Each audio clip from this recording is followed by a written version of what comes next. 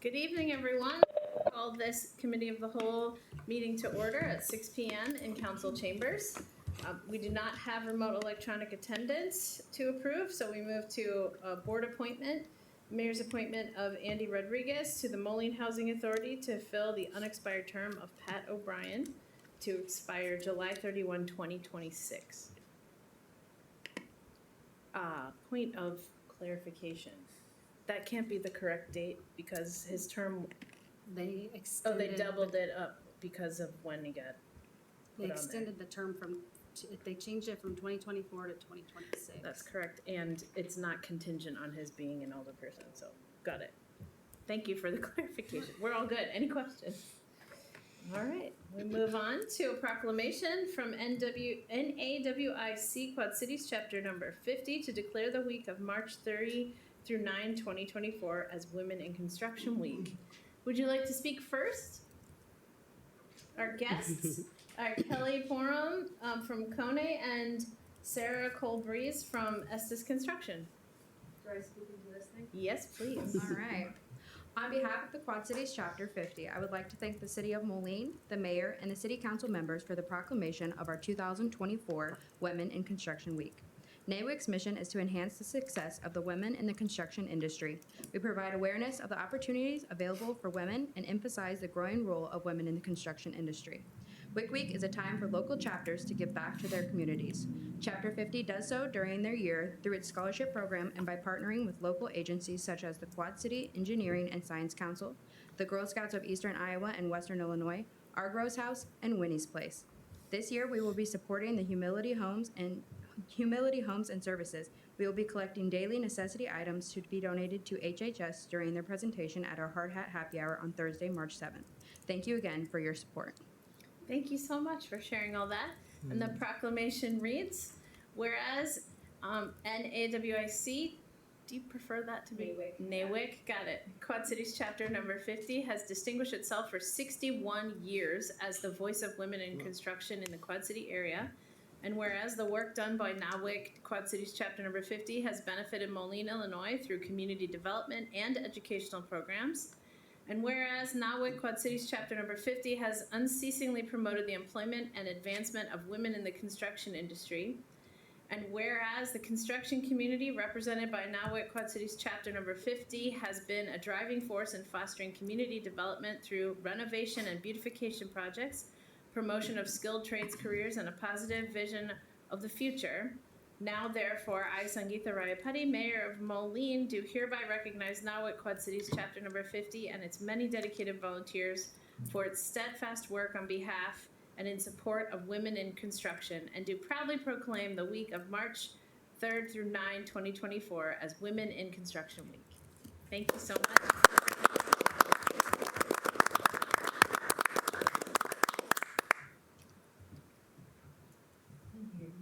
Thank you very much. Thank you. Thanks for being with us.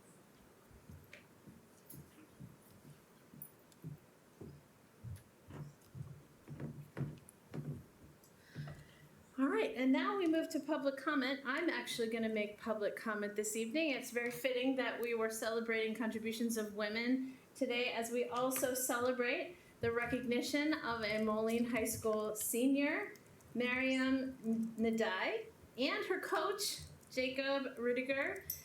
We're extremely proud of your accomplishment this weekend in being a state champion at the Illinois High School Association Girls Wrestling State Championship.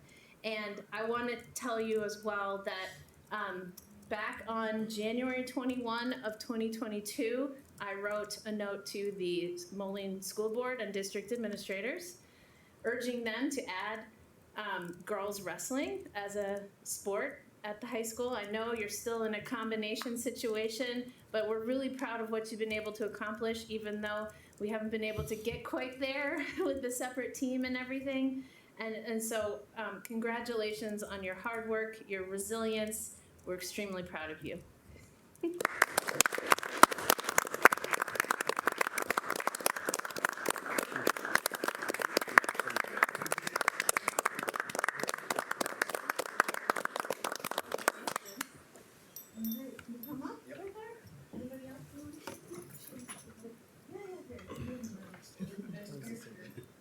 I want to do like Isn't that something? That's I saw a amazing. video.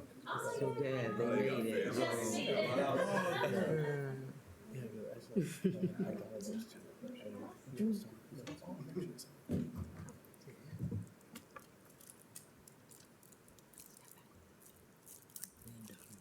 Boyfriend's granddaughter passed I away, think and she according was at the to Figgy. They have minority Thompson, we're gonna work leaders. on that show. sign Sunday. from Sunday, IDOT. yeah.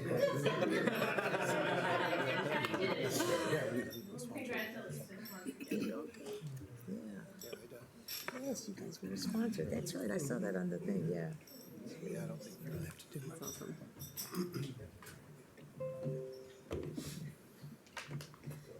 It's your computer. All right, are there any questions on the agenda? All right, seeing none, we'll move to our cow agenda items. Number 7.1, an ordinance authorizing the mayor and city clerk to execute and attest to a redevelopment and economic incentive agreement between the city of Moline and Par Instrument Company related to the East Gate TIF redevelopment project area. Mr. Vitas. Okay, Madam Mayor, members of council, those in the audience who I see are, Russell Construction is here, and I'm not sure the other gentleman. Dan Yeager with Parks and Rec. There you go, pleasure to meet you. I know your counterpart Jim well. Anyhow, while we have spent the last several years wrestling with Jim, not getting a state championship, Jim proved to be one hell of a wrestler, and a good one at that, but he didn't take us to the mat, and we didn't take him to the mat. We actually met, shook hands, and we have what I consider to be a really great deal for the city going forward. You know, first of all, thanks to Par Instrument for their willingness to stay here in Moline and not be, you know, taken across the river or elsewhere for that matter here on the Illinois side of the river. You had many choices, and you chose to stay placed in Moline with your 125-year history, which I think speaks well for the city. As you know, the project itself, there's a number of items that will appear on the agenda this evening, and then they'll appear for the final time on the 12th of March for final approval, at which point it's all guns blasting, it's time to go, right? It's time to get Russell doing their thing. But the project itself at 211 53rd Street, which is their current headquarters and where their manufacturing facilities are located, is a $22.7 million project, which includes a 54,000 square foot manufacturing addition. And that's phase one. I know there's a second phase. We talked about that 2 years ago. And I expect with the growth the company's perceiving and experiencing now that addition will probably happen, you know, during the near term as opposed to long from now. And then the renovation of their current facility that they've operated in forever now, the 44,000 square foot building. So it's a new addition, it's a new home, and it is what I would consider, it's the inaugural project inside the TIF that we created. And hopefully it serves as that domino that we expect it will be to create other development within the TIF. So I could belabor everything here, but I want to thank David for all his work on this. I want to thank your attorneys as well for working with David. That's not always an easy thing. He's a good negotiator. You know, I want to thank Chris for his efforts in kind of mentoring this through. And I don't want to forget about Tony Lodi, because Tony Lodi was the person who introduced me to Jim in the first place 2.5 years ago to actually begin this dialogue. So it takes a long time to work out a good deal. Sometimes they come quick, but the good deals come hard. And this was a project that the city really needed to see happen in Moline. So with that, I'm going to recommend approval not only on this item, but the next several items as well as they come up. Motion to approve? Second. All right, motion by Schmidt, seconded by Macias. Discussion. Mr. Schmidt. I just want to say that I'm very pleased to see this moving forward. Very happy with kind of as we see the terms of the deal as those pieces go. I know this has been a project that was was already on the wish list or on the talking block when we came on to council, and we're really glad in the last year or two we've been able to finally get that moving. I think it's gonna be great for the community and hopefully good for PAR. So that's just very excited to see it moving. Anything else from council? I just want to put the bug in our brains is that I'm very happy for this, absolutely. And as we bring on an economic development manager and we think about what else can happen in that TIF, right? We want to always make sure we're not just letting it be the only project. We have to still work hard to get other things to happen down there. So, thank you so much. If there's nothing further, all in favor? Aye. Any opposed?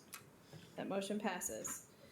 7.2, an ordinance approving the vacation and conveyance of title to certain public rights-of-way, a public alley in Block 4 in C.G. Tulin's second addition to East Moline and portions of right-of-way of 2nd Avenue and 52nd Street.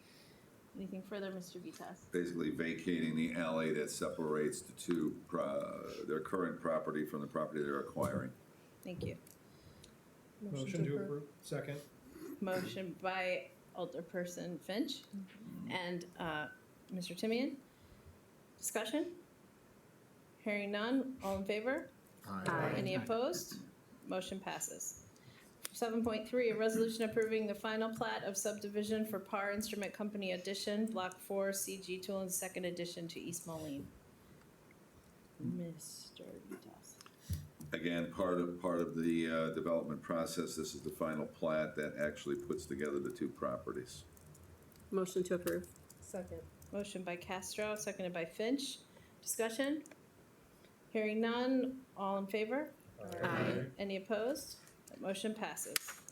7.4, an ordinance approving a reclassification of zoning from B3 Community Business District and I1 Light Industrial District to I1 Planned Unit Development of a 4.342 acre tract of land located between 140 feet west of 52nd Street and 53rd Street and River Drive and 4th Avenue, and a variance to Chapter 13 flood hazard prevention of the Moline Code of Ordinances to grant the petitioner a variance to subsection 13-1106A1 and 2, protecting buildings, Par Instrument Development. Mr. Vitas. Again, an essential part of the development of this project. One is the planned unit development, which gave us the ability to work directly with PAR to maximize the benefit of the utility of both properties outside of standard zoning, and then the flood hazard prevention variance. So it allows them to go forward with the, I guess it's the elevation of the building.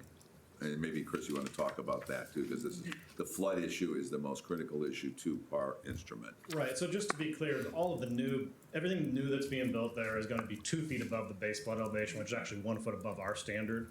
The variance is simply for the existing building. We have some requirements in our code that existing building would also have to be raised up or flood proofed, and so the project simply wouldn't be possible for Par to stay on site unless we were to vary that. So that's included in the PUD ordinance before you. Thank you so much. Thanks. Motion to approve. Second. That was by Alderperson Finch, seconded by Razak. Any discussion? Hearing none, all in favor? Aye. Any opposed? That motion passes. 7.5, an ordinance approving the 2024 amendment to the Moline Center redevelopment project area TIF number 13 and adopting the 2024 amendment to the Moline Center redevelopment project area TIF number 13. So procedurally, what we need to do going forward is, as the JCPenney property and parts of Fifth Avenue are already a part of an existing TIF, TIF number 13, which was created back, I believe, in 2016, if I'm not mistaken. So it's not a very old TIF, but it's old enough that it has enough years that have elapsed that TIF 15 became necessary in order to make the JCPenney residential redevelopment project work financially on paper. So what we're doing is removing from TIF 13 those properties which are also a part of the TIF 15 that will be approved afterwards. So this is a necessary step in order to create TIF 15 at a subsequent meeting. Motion to approve. Second. Motion by Finch, seconded by Castro. Discussion? Mr. Timian. Bob, this is maybe for David too. When we shrink a TIF that already has a line of credit out against it, we borrowed against it, does that impact that agreement at all? Or the terms have kind of changed, and I'm just kind of curious. if this is something that anyone's ever encountered or. Yeah. I mean, when TIF 13 was created, it was kind of carved out. You have to realize we had TIF 1, which was this massive TIF that covered the entire downtown from one end to the other. And then out of TIF 13, they began to recognize that certain projects couldn't be done with the remaining life of the TIF. So they started to carve out different parts of the TIF in order to create it. So TIF 13 is just that. It looks like a key up the middle of Fifth Avenue. It's the best way to describe it, kind of a jagged key. Certain properties were included in it that had growth potential, other properties were left out. The base EAV, when that TIF was established back in 2016, includes the properties that we are carving out of it. So in essence, by removing those properties, we are changing the formula within that TIF, which you probably know, and we're lowering that EAV based on those values. And ultimately, does it impact it adversely? We have not seen an adverse impact. In fact, we haven't seen a lot of growth in TIF 13, actually. So whether it remains the way it is today or whether it gets shrunk even more is to be seen as Yes, projects present One themselves. exercise that we did take was to verify that we weren't severing TIF 13 into two parts that Correct. weren't touching anymore. So we're Correct. ensuring that it does stay intact. And in fact, really the only thing, when you look at what's coming out of TIF 13, it's basically all of TIF 15 except for the dispatch building and the alley. Correct. Thank It's you. not that bad of an Any further questions? Hearing none, all in favor? Aye. Any opposed? That motion passes. 7.6, a resolution authorizing the mayor and city clerk to execute and attest to an agreement between the city of Moline and the Rock Island County Sheriff's Office to jointly acquire and utilize certain public safety equipment. Chief or Bob? What we're looking for this evening, Mayor and Council, is your approval of this agreement between the city and Rock Island County Sheriff's Office. Both Sheriff Hart and Sheriff Gulf, Chief Gulf. Maybe, I don't know, he may move on. And he may have greater ambition, Chief. This is mobile video equipment that we're able to move about during major events or crises here in the city. It's a cost-sharing approach, and it's a great way for us to acquire equipment that we could benefit by here in the downtown and elsewhere during matters of civil unrest, matters of civil engagement. If we're having events downtown, this piece of equipment is mobile as opposed to all of our stationary fixed cameras that are basically at the intersections. Chief, if you want to add anything to it, by all means. Please come to the mic. No, I think you covered it. The technology is from a different company, but the cameras are the same platform that we have existing. It's Motorola Vigilon cameras on the top of the extended mast. So they will integrate with the existing video management system that we already have. There's no additional cost for that. We'll just bring it on board, similar to our mobile trailer that we already have for community engagement that has cameras on it. And then that will still live under the same policies that we have for access and constitutional policing and things like that. And then, yes, we'd be able to move it around. It's solar powered as well as a gas backup generator, so we'll primarily use solar. But if if it's bad weather and you don't have solar activity, it'll kick into the generator. So it should be able to be deployed out there. But it's a great way to do something with our partners in the Sheriff's Department and be able to collaborate on various things. So we could use it as all the things that Bob said, but as you know, over the last couple of years, we have a fixed amount of fiber. And so rather than building out more fiber, this is a pretty good way for us to move it around to the ever busy city that we have here. Thank you, Chief, and thank you for the cost sharing. I mean, really, that helps with our balance that I talked so much about yesterday. Mr. Schmidt. Chief, what are some examples of where and when it would be deployed? Yeah, well, I think the one good example is when we had Mo Live that was moved down either on River Drive. We only had one camera at River 15, which is currently not working, but that one right there. And then we moved it over into the parking lot. We didn't have any video available there or for other areas that might have been a concern. Variety, use your imagination on a crime spree of a construction site getting burglarized, that we could put that in and monitor a construction site for copper theft or different things like that. So there's a variety of different uses for it, but you know, it's going to only be used for, if you read the agreement, streets and sidewalks, public space, or if it's on private property, we get consent from that private property owner to mitigate criminal activity. Mr. Schmidt. No, and I appreciate the multiple pieces. And like you said, if you're going at a commercial site, that makes a lot of sense too.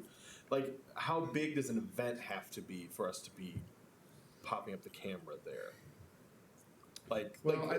Mo Live is an example, but that is the biggest we're gonna have, and we have obviously a lot more smaller or medium-sized events. I'm just curious. Well, I don't know that, I don't have a great answer for you there. I think what a lot of those things we do is a risk evaluation for everything. So there may be a parking lot that we're having troubles in, and it's just a simple Quad City Storm game, but we've had, you know, maybe burglaries in a parking lot that we can't get video into. We pop it in the alley and try to provide, you know, some better coverage there. I think there's a balance there, not to steal the mayor's thunder, but I think there's a balance. Like, we don't probably need it at every event. Sure. And of course, the sheriff's department's gonna wanna deploy it for their things in Port Byron or where else in the county. So it's not gonna be available to us every day. But I think we do a lot of this even with off-duty police presence of the risk evaluation. And one of the risk evaluations may be this event maybe doesn't need a physical police officer, but we could maybe drop a camera in the parking lot. That's helpful. Okay. Thank you. Mr. Timian? Just from a tech point of view, is the video uploading wirelessly in real time, or is it stored on the device and we take it off that? It's stored in the unit itself. So the appliance is inside there. So it's basically a peak system in to view it. And then if we need to download clips, it would download it, but it would have the same retention policy that we already have. It's a cellular, there's a cellular chip in it, just like your phones, that would transmit the data. But rather than the broadband dump of it constantly streaming, it's basically a peak system. Thank you. Mr. Macias? Thank you. And if, say there's two events, you mentioned, say, Port Byron and one here, do they just decide, well, they have first preference, or We're gonna wrestle, and we're gonna recording with the camera? Oh my gosh. So in the agreement, we have set out some priorities for it, because that was the other thing, is I would assume this piece of equipment's very well built. It's probably gonna outlast both the sheriff and my career, I would hope. And so we did put in some priorities there, just some common sense approach there. If there's two burglary sites, we'll probably have to work through it as colleagues and say, hey, you know, can use it for these 2 days, we'll use it for these 2 days. We're gonna establish a calendar for it, so we know where it's at, when it's deployed, who's responsible for it. But if there's a big event, Tug Fest would take priority over, you know, it just sitting in a parking lot here, monitoring general parking lot safety. Does that answer your question? Thank you. Anything further from the council? Thank you so Yeah, much. no problem. Hearing none, all in favor? Aye. Any opposed? That motion passes. Number 7.7, a resolution authorizing the mayor, city clerk, and city staff to apply to the Morton Arboretum for an urban and community forestry grant for government entities. Funding provided by the United States Department of Agricultural Forest Service through the Inflation Reduction Act under the direction of the Illinois Department of Natural Resources Urban and Community Forestry Program for the amount of $150,000 to help fund a forestry operations manager, and authorizing the mayor, city clerk, and city staff to do all things necessary to prepare and submit said grant application. Mr. Vitas? I will just add to this by saying we're recommending approval to submit the grant based on Eric's presentation at the prior meeting, as well as the upcoming item in terms of an amendment to the ordinance. So we're going to recommend approval on both items 7.7 and 7.9 going forward. Thank you very much. Is there a motion? Motion to approve. Second. Motion by Finch, seconded by Castro. Discussion. Once again, thank you for trying to go after grant dollars. All right, if there's nothing further, all in favor? Aye. Any opposed? That motion passes. 7.8, a resolution amending the annual meeting schedule for 2024 and authorizing city staff to do all things necessary to notify the media of the amended 2024 annual meeting schedule. Mr. Vitas. Self-explanatory, we're looking simply to move the Saturday date back by 1 week, and that would mean instead of the 19th of October, the budget workshop would be on October the 26th, that Saturday. Thank you. Is there a motion? to approve. Second. Motion by Finch, seconded by Razak. Discussion? Hearing none, all in favor? Aye. Any opposed? That motion passes. 7.9, an ordinance amending Chapter 32, Vegetation of the Moline Code of Ordinances, Article 2, Trees, by repealing said Article 2 in its entirety and enacting in lieu thereof one new Article 2 dealing with the same subject matter to align with the Urban Forestry Management Plan. Mr. Vitas. Again, as I said earlier, we are looking for approval of this amendment to update our ordinances related to the trees that Eric presented regarding the forestry management plan, urban forestry management plan requirements. Motion to approve? Second. Motion by Schmidt, seconded by Castro. Discussion? Hearing none, all in favor? Aye. Any opposed? That motion passes. I would just have one little point of order, just double checking, because I knew we wanted to get everything right with all of the PAR items. 7.3 is a resolution, so it is moving to consent agenda on March 12th. Because it's not, I don't see it listed in any other spot tonight. Correct. It's Right. unlike the other items. Be approved with the other items. Right, it'll follow that timeline. Got it. Thank you. All right, so I will now call a regular council meeting to order. Pledge of allegiance, please. I pledge allegiance to the flag of the United States of America and to the republic for which it stands, one nation, under God, indivisible, with liberty and justice for all. Do we have an invocation, Ms. Finch? Okay. Roll call, please. Alderperson Murphy, Present. Macias. Present. Razak, Present. Timian, Present? Finch. Present. McNeil, Present. Castro. Present. Schmidt. Present. Your Honor, I request the approval of Committee of the Whole, Council, and Executive Session meeting minutes of February 13th, 2024. Appointments made during Committee of the Whole on February 27, 2024. Consent agenda second reading ordinance items 13.1 through 13.4, and consent agenda resolution items 14.1 and 14.2 inclusively. Motion to approve. Second. All right, motion by Finch, seconded by Macias. Mr. Silverman, do we have to say motion to approve the consent agenda? Yes, you want to, yes, that is the Yeah, motion. I'm sorry, would you please restate that and we'll, You want me to say motion to What's approve? this? the consent agenda. Oh, motion for the consent agenda? Motion to approve the To consent. approve the Yeah. consent agenda. Thank you. And are you still Second. seconding? Thank you. I apologize. Just, Got it. thank you. And, all right, roll call, please. Alderperson Finch, Aye. McNeil, Aye. Castro, Aye. Schmidt, Aye. Murphy, Aye. Macias, Aye. Razak, Aye. Timian. Aye. 8 ayes, no nays, and that motion carries. Non-consent agenda resolutions.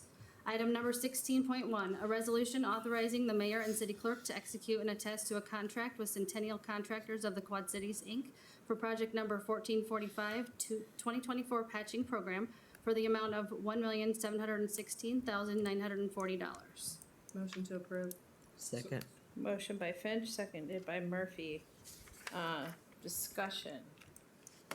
Oh, there was one question about the impact projects agreement, and those are in the works? Those are in the works, and they will be reported on when we do our monthly reporting. Thank you. Anything further from the council? All right, if nothing further, roll call, please. Alderperson Finch. Aye. McNeil. Aye. Castro. Aye. Schmidt. Aye. Murphy. Aye. Macias. Aye. Razak. Aye. Timian. Aye. 8 ayes, no nays, that motion carries.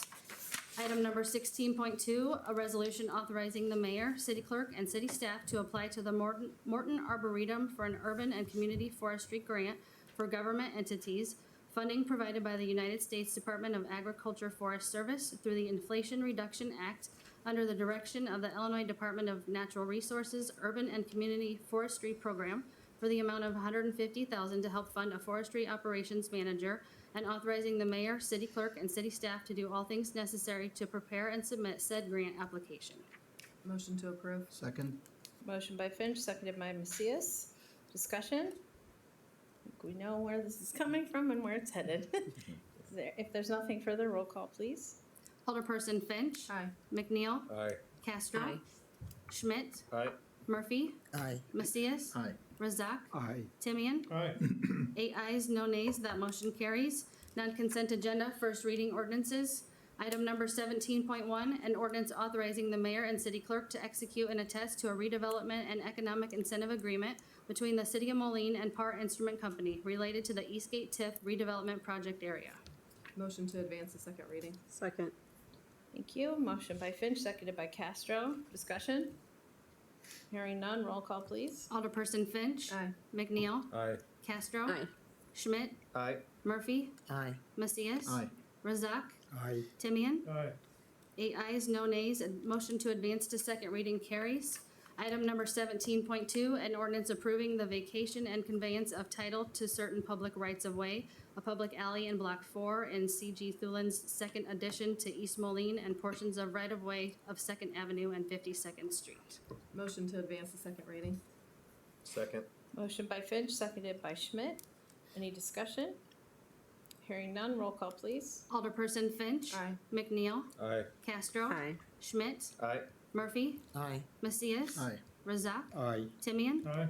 8 ayes, no nays, motion to advance to second reading carries. Item number 17.3, an ordinance approving a reclassification of zoning from B3 Community Business District and I1 Light Industrial District to I1 Planned Unit Development of a 4.342 acre tract of land located between 140 feet west of 52nd Street and 53rd Street and River Drive and 4th Avenue, and a variance to Chapter 13 Flood Hazard Prevention of the Moline Code of Ordinances to grant the petitioner a variance to subsection 13-1106A1 and 2, protecting buildings, Par Instrument Development.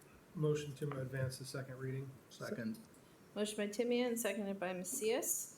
Any discussion? Yes, Mr. Timian. I just want to thank the CED department for using PUDs here. It's a great tool, and it allows us more flexible zoning, and I think it's a great use, and I'm glad we're thinking outside the box for things like this. Thank you very much. Anything further from the council? Hearing none, roll call, please. Alderperson Finch. Aye. McNeil. Aye. Castro. Aye. Schmidt. Aye. Murphy. Aye. Macias. Aye. Razak. Aye. Timian. Aye. 8 ayes, no nays, motion to advance to second reading carries.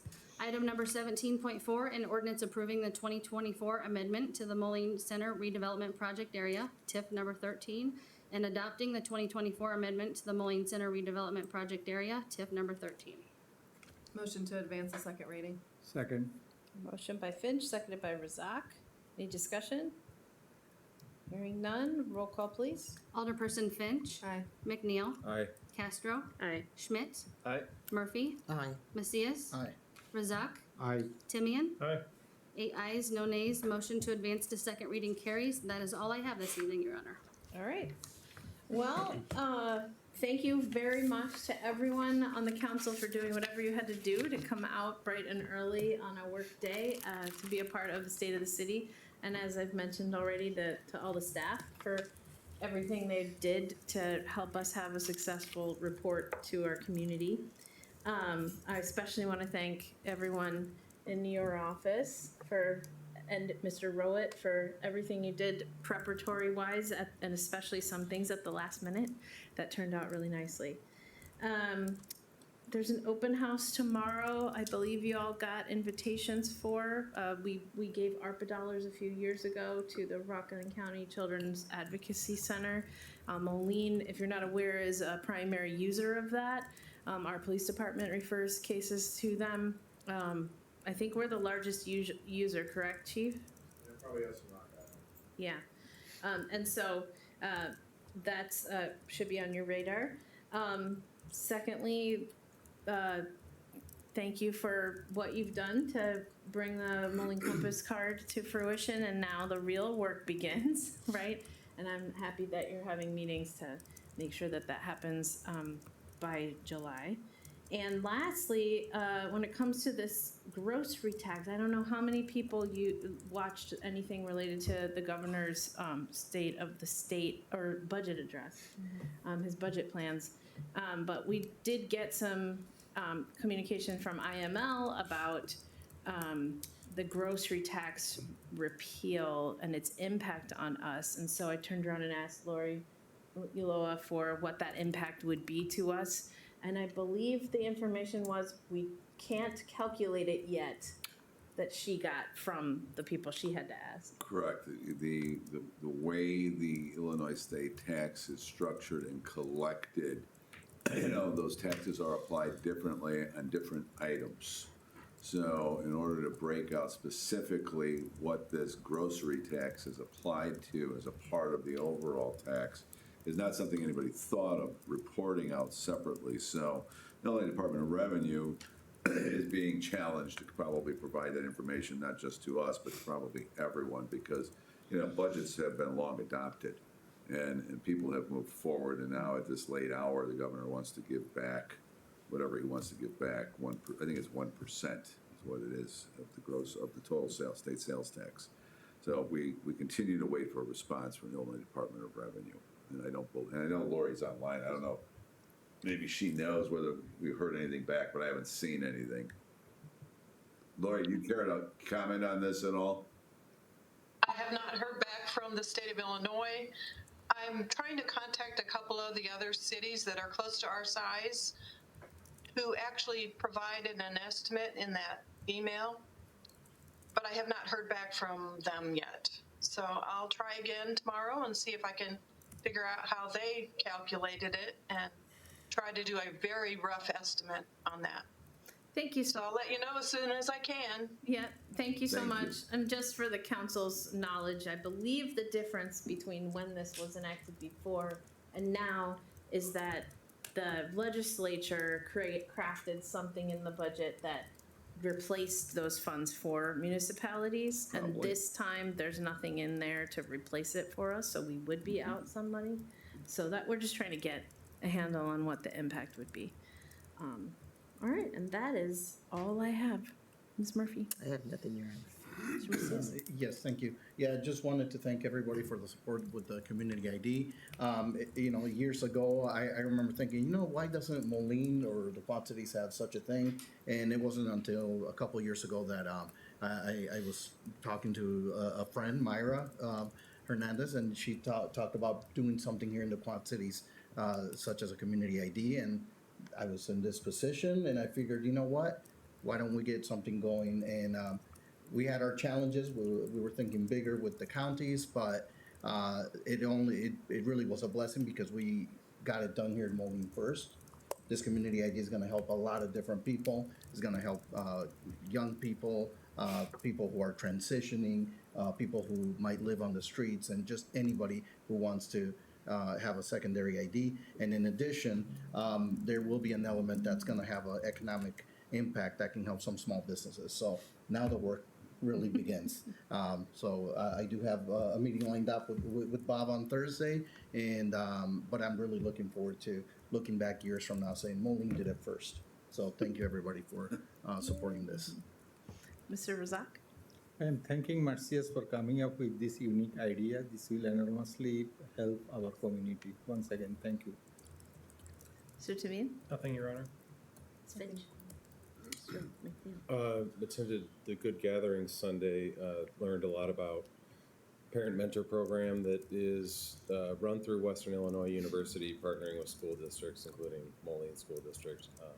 So parents in the classroom immersed in teaching and learning, and what's really neat is creating opportunities. A lot of the parents in the program are going on to finish their education, whether that's their high school diploma or GED, or get their bachelor's in education. So yeah, it was a nice program and really well attended. Yeah, so we'll be following up on that strategic goal. I think it's 2.5. You have it memorized. I have it memorized. I have pictures of all of my ideas on my board in there. But what I mentioned yesterday, the formalizing of good gatherings is using the vital conditions framework, which talks about belonging and civic muscle as one of the vital conditions we need for a thriving community. And as you could tell from my speech yesterday, that is the goal. I think we could have another session. Our next strategic planning session can be about how we become a thriving community, right? Not just surviving. And I really like this framework, so I'll share it with you. But that's kind of how I would like to share with you how we can weave that objective 2.5 into our larger strategic plan and how it rolls out in programming. So more to come on good gatherings next month is with Lutheran Social Services, who just moved to Moline. And they want to talk about foster families and being a foster parent. And so we have sort of like 2 focused events around children and families. So we hope that's well attended. And they reached out to us to ask to be a part of it. So this is a good thing after 17 months, people starting to reach to us to share what they're doing for the community. It's great. Ms. Castro? Thank you. Yes, I last week attended the SCAM seminar that was hosted by the Human Rights Commission. They had a really great turnout. Thank you to Dave Rouette and to a couple members of the police department that were there. I think that there were over 30 folks that showed up, and they learned a lot. I think that I even learned a couple of things too. So great turnout. Thank you for that. And then not as great of a turnout at my board meeting last night, but I wanted to thank staff and mayor for attending. There was a woman who lived on 47th Street and 26th Avenue who had David Dreyer all to herself to talk about the construction. So I'm sure she very much appreciated it. So thank you. Thank you, Your Honor. I had the opportunity this past weekend to attend the Pokemon Day at the library along with my kids, and it was a good reminder of not just that event, but all the wonderful events at the library. I don't imagine at that age I'd have gotten away with yelling as much as they do in the library now. but I think they keep upstairs still quiet. And no, there are so many different programs, whether it's those for the kids and those offered for seniors and for other further development. And I just have heard a lot of good stories about that and people using those programs. And I wanted to recognize that and call that out because I think it continues to be one of the great things about our city, and so glad we continue to support the library and that we as a council have made that a priority. So looking forward to hearing more of the good things going forward. Thank you. On that note, do you have the date? Isn't there a fundraiser at Poor Bros? Oh, yeah. Yes. Do you mind sharing that with us? Please. Yes, we do have a fundraising event coming up next Wednesday, March 6th. It's going to be at Poor Bros Craft Tap Room right down the road here. That day, 10% of all of their sales are going to go directly to the Library Gardens project. So we have, we'll have that evening between 5 and 8 o'clock, we'll have some silent auction items and some raffle items there that were donated by local businesses in the community. So yeah, we hope to have a great attendance that night, and we would love it if you could attend as well or help us spread the word. So. Thank you so much, Mr. Lear. Mr. Vitas, anything for miscellaneous? I always have things for miscellaneous, but I'm looking at that clock and saying we're going to get out early. I can't believe this. Real quick, I'm looking forward to next month. Make sure Jim is here when we do the final approval. Absolutely. Otherwise, we will take him to the mat. JCPenney will be back here for next month, just so you know. We've been negotiating hard and fast, and those are proven to be great negotiations. So we'll be back with that next month. Again, the Riverfront Master Redevelopment Plan, building off of that. You know, if you've given your input, great. If you haven't, make sure you get it in there. You know, it may be done in July, but it's going to be done a lot sooner than July than you think, because the entire team that's sitting in the wings waiting to actually get their hands on what becomes the final plan are going to use that to finish up all of their work. So I expect, Chris, that we'll probably, in about 45 days at the most, we'll be settling in on a plan. This is I would say this is We're at this is that, the opportunity right now for that public input. There's never been a better time than now, so. right.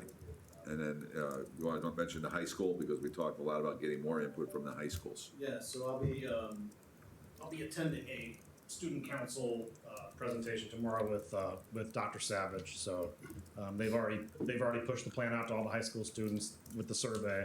But it's just an opportunity for us to kind of present it to the high school students too and tell them why we're doing this. So. That's great. Love that. That's really, Thank really you. great. We'll get a lot of input from our community's youth, which I think is great. So, and that's all I have tonight. Thank you. Any other staff? All right, we have no executive session, so I need a motion to adjourn. Motion to adjourn.